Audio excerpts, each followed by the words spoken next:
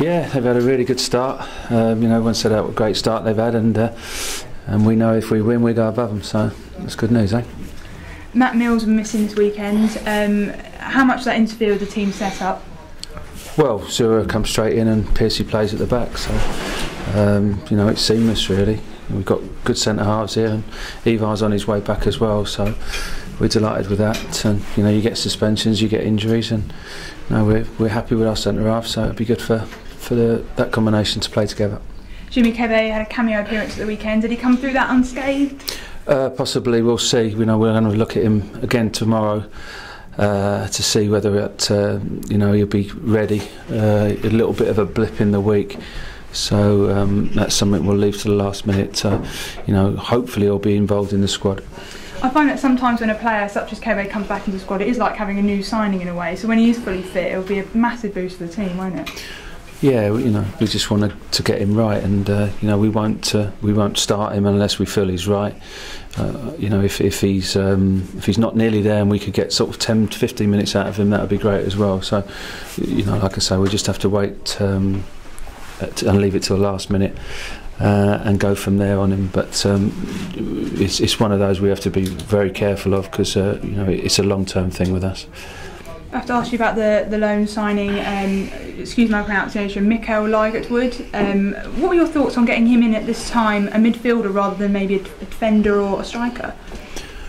Well, I felt that over a period of time, we want to play two ways. We play 4-3-3 or 4-4-2.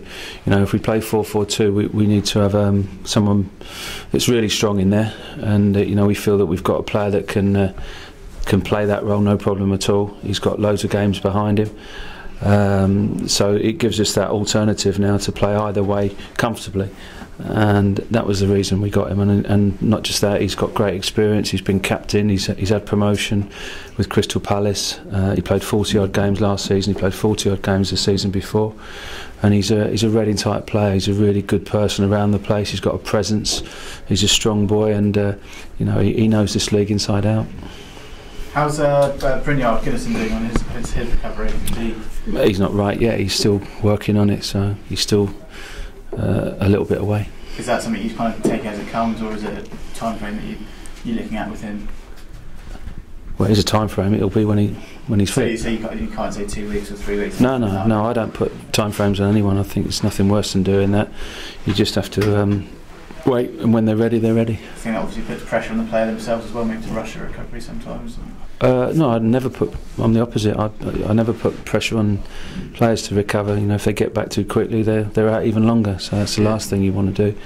And I was just talking about that with Jimmy. We need Jimmy to be right, and when Jimmy's right and he's fit and he's strong and he's comfortable, that's when he'll be playing and starting the games. I guess you kind of see that at your club Arsenal, maybe Fabregas kind of coming back from his hamstring injury, and then he played a game and he's out again. It's just one of those tough things you've got to cool against, isn't it? I'd have absolutely no opinion on Fabregas at all, to be absolutely honest. How about talking about midfielders? Brian Howard, is he training this week with the rest of the squad? No, he was ill at the weekend. He's still got a little bit of a slight hamstring, so it's a possibility that he'll train tomorrow. Yeah, and will Mikael come straight into the team for the Leeds game, or is he? Well, we'll pick a team and we'll see.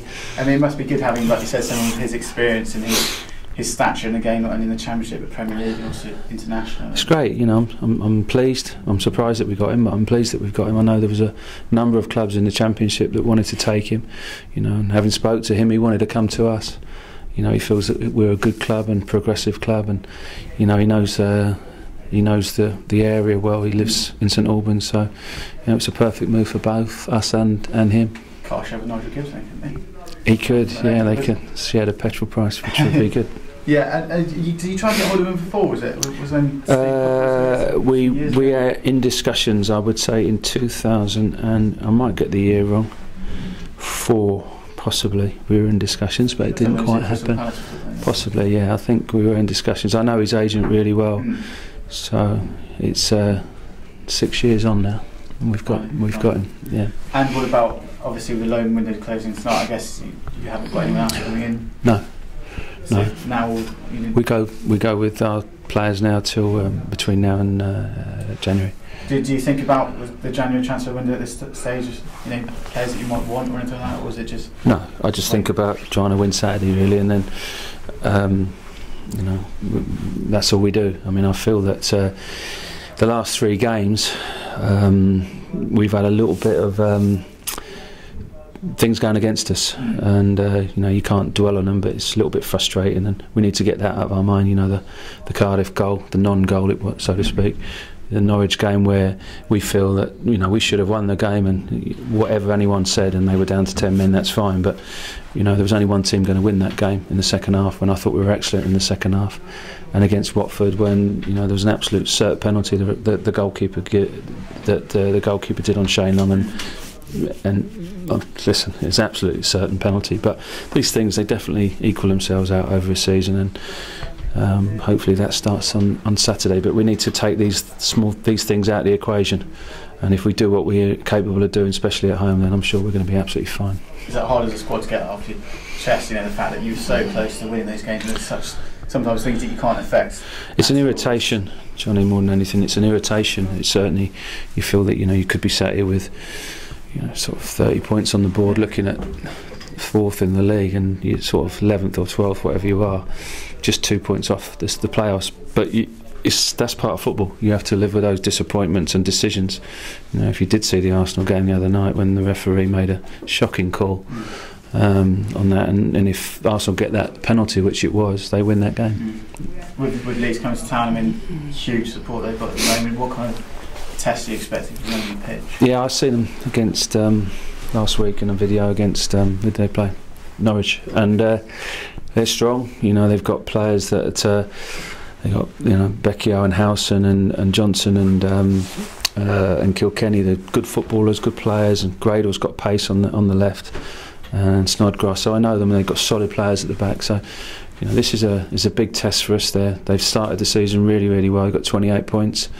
And they've got that momentum, and they've got fantastic support, which we'll see on Saturday. Close to full house, I think last time they had that was probably maybe Villa or Liverpool. I hope so. A year ago. Yeah, by all accounts, it's going to be close to a full house, and there'll be plenty of Leeds fans behind the goal. And we just want it to be a great game of football, and we win it.